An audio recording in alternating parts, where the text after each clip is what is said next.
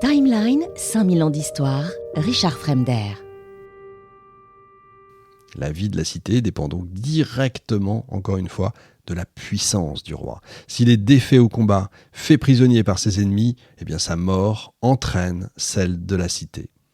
La famille royale occupe naturellement le sommet de l'échelle sociale. Le roi, encore une fois, est au centre de l'édifice étatique, mais il n'est pas tout seul, il est entouré de ses femmes, ses enfants et parfois aussi ses frères et sœurs. Les faits historiques nous apprennent d'ailleurs que, en l'absence d'héritier mâle, c'est le frère du roi défunt qui lui succède sur le trône. La famille dirigeante compte comme ça un nombre important d'individus, évidemment plus on a mieux c'est. Le roi, ses proches, ses parents, ses alliés, sans compter les esclaves et les serviteurs. La vie au sein de la famille royale est loin d'être un long fleuve tranquille malgré tout. Certaines branches de la dynastie régnante peuvent être écartées du pouvoir comme Tikal. Il arrive aussi qu'un nouvel arrivant s'impose par les armes et chasse carrément la famille royale. Les proches du roi, ses frères ou sœurs, ses enfants font l'objet d'alliances matrimoniales, parfois à l'extérieur, mais aussi au sein de la cité. L'importance esthétique et religieuse pour les dirigeants mayas témoigne aussi d'un statut social. Évidemment, c'est le signe extérieur de richesse. La différence de statut s'exprime dans diverses représentations humaines. Les figurines, les peintures, les stèles et les reliefs montrent le plus souvent un crâne déformé, allongé et de manière exagérée. Il ne s'agit pas d'un trait artistique, puisque les archéologues ont exhumé les corps d'individus dont le crâne présente une telle déformation. Seule l'élite arbore ce type de déformation justement qui se caractérise par un allongement oblique de la voûte crânienne produit par un aplatissement de l'occipital et du frontal. Cet allongement du crâne se pratique dès la naissance par l'application sur le crâne du nourrisson de plaques rigides maintenues sur le front par des liens. Les nobles peuvent également renforcer la distinction visuelle de leur statut en se limant les dents ou en y incrustant de petites plaques de jade ou de pierres fines. Là, on est carrément dans Indiana Jones.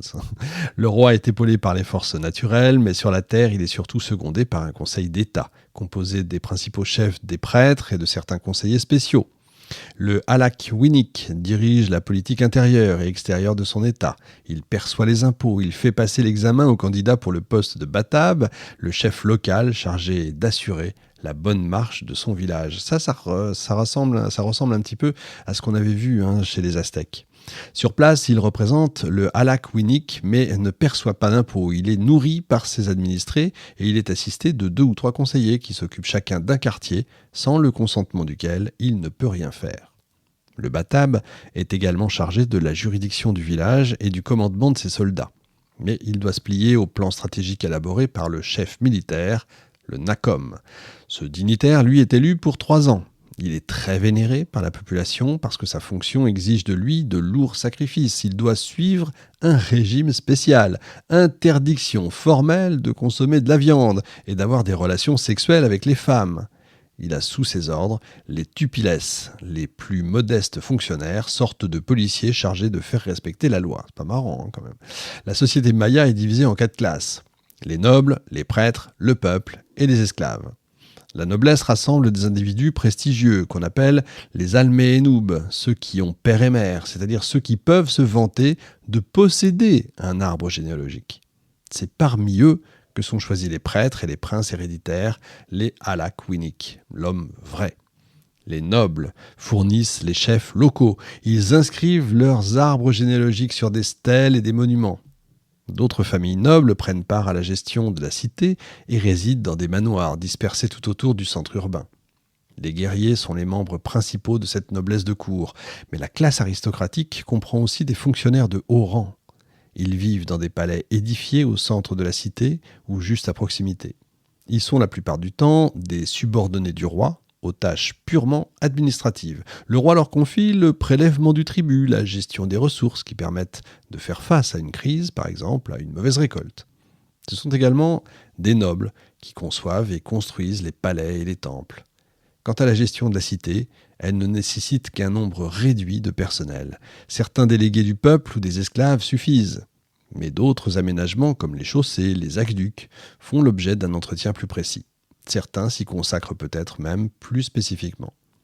Le statut de prêtre, akin, est encore plus prestigieux. La charge de grand prêtre est d'ailleurs héréditaire, comme la plupart des postes administratifs. Il est chargé des sacrifices, des offrandes et de la maîtrise des arts et des sciences. Astronomie, chronologie, écriture, divination, etc.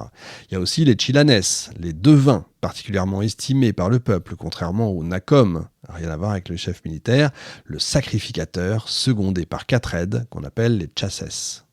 Le peuple représente la grande majorité de la population. Il fournit la main-d'œuvre pour l'agriculture et le bâtiment. Les Mayas sont sans conteste un des peuples les plus industrieux de l'Amérique précolombienne.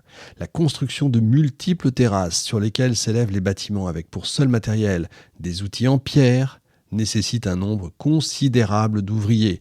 Le peuple entier travaille pour la noblesse. Le paysan donne un tiers de sa récolte à la noblesse donc et un tiers au clergé. Il ne garde donc qu'un tiers pour sa subsistance. Entre l'époque des semailles et de la moisson, le paysan rejoint les esclaves affectés à la construction des édifices publics. Enfin, la dernière catégorie sociale est constituée des esclaves, principalement prisonniers de guerre, ou des délinquants de droit commun privés de leur liberté et condamnés à travailler jusqu'au remboursement de leurs crimes. Les habitants des villes se consacrent fréquemment à d'autres travaux que l'agriculture.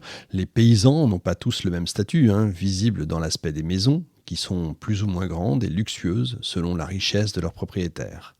La noblesse et le peuple s'opposent par leur statut social. Mais il faut aussi signaler des variations de richesse au sein d'un même groupe, y compris chez les paysans. Par ailleurs, il existe un haut et un bas clergé au sein du groupe de prêtres. Le statut du chaman est particulier, ce sont les forces naturelles ou surnaturelles qui lui confèrent ses pouvoirs. Quant aux marchands, ils se différencient par leur pouvoir économique. La richesse en biens négociables est pour eux facteur de réussite. Dans une société qui ignore la monnaie, seul le mérite personnel compte. L'ascension sociale est possible à tous, riches comme pauvres, mais la chute l'est tout autant. Les cloisons qui séparent l'élite du peuple ne sont pas étanches. Un homme du peuple peut intégrer le rang de guerrier et l'artisan particulièrement doué peut espérer acquérir le statut de spécialiste. D'autre part, le noble vaincu à la guerre risque de finir en captivité ou réduit en esclavage lorsqu'il échappe à la pierre du sacrifice. Ce n'est pas la seule occasion de chute du noble non plus. S'il manque à ses devoirs, il peut aussi rapidement tomber au plus bas de l'échelle sociale. Cette mobilité sociale donne à la société maya une souplesse extraordinaire. Les familles dirigeantes nouent entre elles des alliances matrimoniales et les cités moins puissantes recherchent la protection de voisins dominateurs. Les alliances, les allégeances et les parentés, réelles ou symboliques, tissent des liens entre les familles dirigeantes, mais aussi au sein même de la communauté. Les serviteurs et les esclaves sont liés à leur maître, tandis que le roi favorise les individus doués ou qui lui sont les plus fidèles. Ainsi se tisse toute une trame de liens verticaux qui consolident la communauté. L'élite et le peuple sont séparés par le fossé de leurs statuts sociaux respectifs, mais vous l'avez compris, ils partagent en même temps des liens d'allégeance, de parenté, de protection et d'assistance. L'élite et le peuple ne vivent pas dans le même monde. La famille royale et les nobles ne voient pas les conditions de vie des paysans se dégrader à cause des catastrophes naturelles que nous verrons dans la prochaine émission. Timeline. Richard Fremder.